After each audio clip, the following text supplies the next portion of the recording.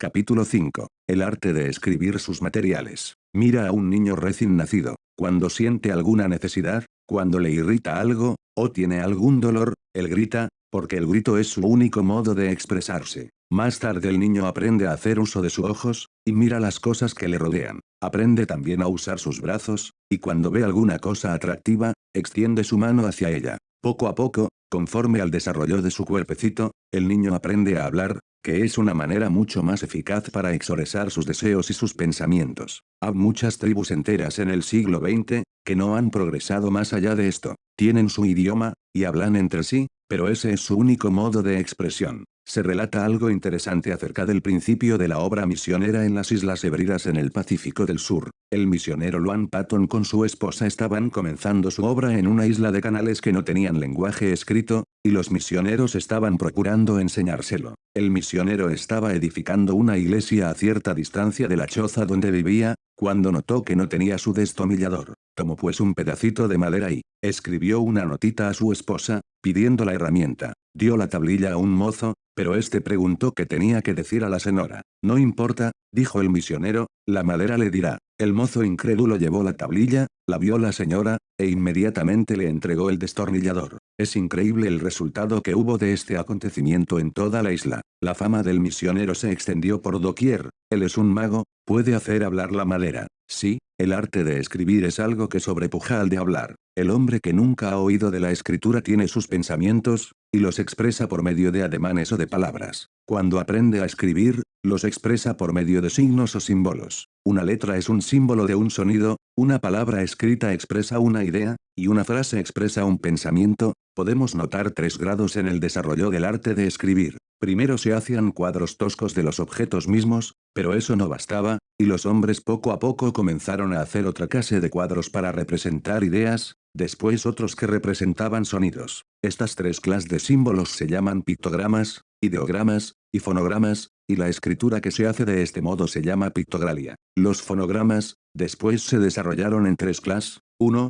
Los de palabras, cuando cada símbolo representa una palabra entera, como la lengua china que requiere miles de símbolos porque hay miles de palabras. 2. Los fonogramas de sílabas, que requieren unos 500 símbolos como la escritura cuneiforme que fue usada en todas partes del mundo entonces conocido desde el tiempo de Adán hasta el imperio persa, aun después de la invención de la escritura alfabética. 3. Los fonogramas de letras, o el sistema alfabético, que reduce el número de símbolos a unos 30. Un alfabeto es una lista de los signos que se usan para representar los sonidos elementales de cualquier idioma. La palabra se deriva del griego, en cuyo lenguaje alfa y beta son los primeros 2 símbolos, como A y B en nuestro idioma. El alfabeto más antiguo ahora conocido es el de los fenicios que consta de 22 letras. De este fueron poco a poco derivados el de los hebreos y otros semitas, también el de los griegos, romanos, alemanes, ingleses, y otros europeos. Muchos creen que en el principio los fenicios tomaron prestados sus 22 signos de los egipcios antiguos, que tenían varias clases de escritura. Nos causa sorpresa ver que tantas naciones por tantos siglos 3000 años, persistieron en el uso de la escritura cuneiforme que es muy incómodo y no adoptaron,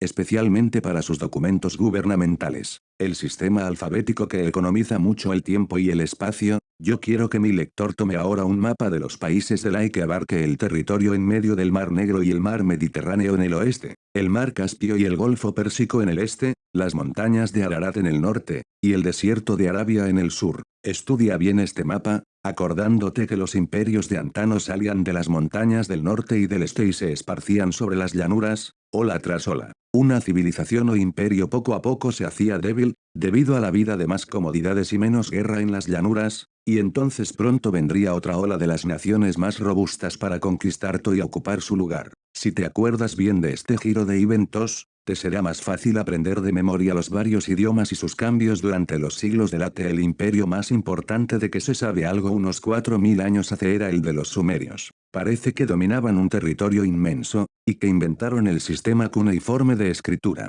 Dibujaban sus cuadros toscos en barro blando con la punta de una caña. La tablilla de barro entonces fue homeada, de la manera que se hace ahora con ladrillos, y se hacía tan dura que no era posible quebrarla. Más tarde principió la costumbre de escribir con un punzón cuya punta era triangular, y al mismo tiempo la escritura fue simplificada de cuadros en cuneiforme con unos 600 símbolos que representaban sílabas y no letras. El idioma semítico de más antigüedad es el lenguaje de los asirios que conquistaron a los sumerios y adaptaron su forma cuneiforme de escritura. Su idioma a veces se llama asirio y a veces babilónico. Después sucedió el imperio de los eteos, que florecieron de 2000 hasta 1000 AC, y usaron el mismo sistema cuneiforme, aunque en ese tiempo la escritura alfabética también comenzó a usarse, venida de Egipto y Fenicia. Mira en tu mapa las tres esferas de influencia, de Egipto y Fenicia en el oeste, de Babilonia en el centro, y de Asiria en el este. El segundo idioma de la I es el arameo, que usaba la forma alfabética de escritura.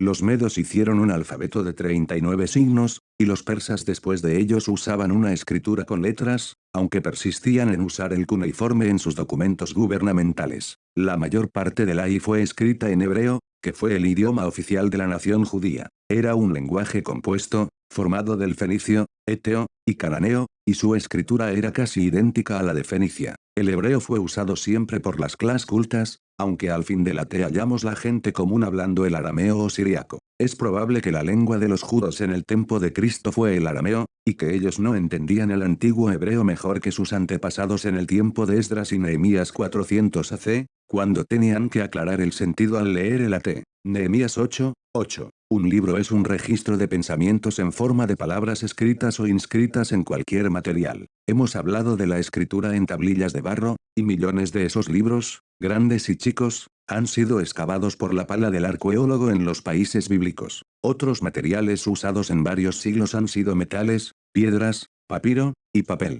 Cuando Ibram pasó de Ur a Canaán, 2000 AC, él dejó una civilización en Babilonia en la cual cada casa tenía su propia biblioteca, y cuando Visit Egipto vio otra civilización antigua con sus monumentos, obeliscos, templos, y sepulcros cubiertos de inscripciones. Cuando yo era niña los críticos modernistas estaban burlándose de nosotros que creíamos lo que él ahí mismo dice acerca de su escritura, y ellos proclamaban a voz en cuello que el arte de escribir no fue conocido en el tiempo de Moisés, 1500 AC.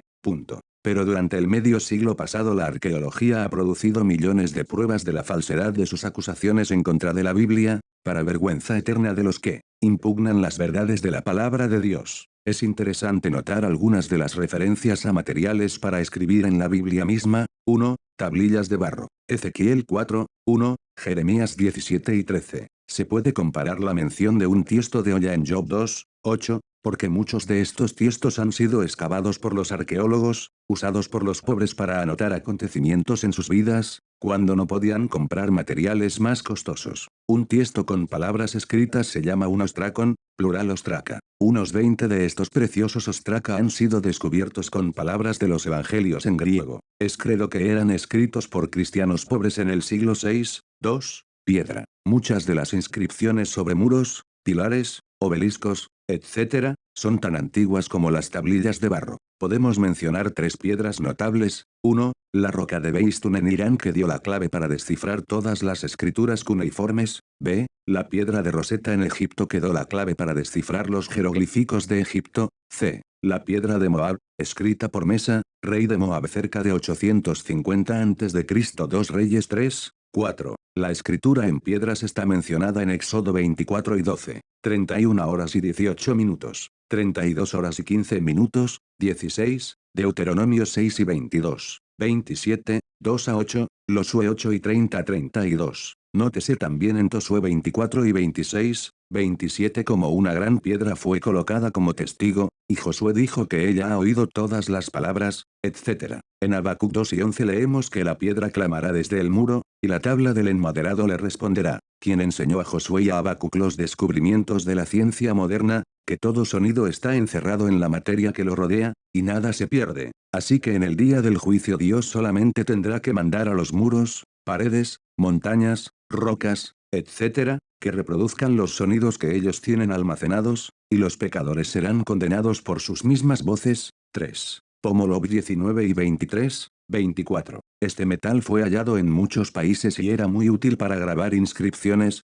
4. Bronce, una mezcla de cobre con estaño, fue usada mucho en el tiempo de Moisés, y fue empleada en las vasillas santas del tabernáculo. Se usaba también para escribir diplomas y varios documentos públicos. 5. Oro. Éxodo 28 horas y 36 minutos, se han excavado muchas monedas, anillos, etc., de oro, con inscripciones. 6. Plata. Mateo 22 y 19, 20. La moneda del tributo, llamada denario, se hacía de plata. 7. Joyas, sobre las cuales se graban nombres u otras inscripciones. Éxodo 28, 9, 11, 21, 39, 6 a 14, 8. Marfil, en forma de tablillas, fue usado en partes de Europa. 9. Madera. Hay pruebas de que las hojas, la corteza, y aun la madera misma se usaban para escribir. Es interesante notar que la palabra book, libro, en inglés se deriva de bark, corteza, y prueba que la madera era uno de los materiales frecuentemente usados para hacer libros.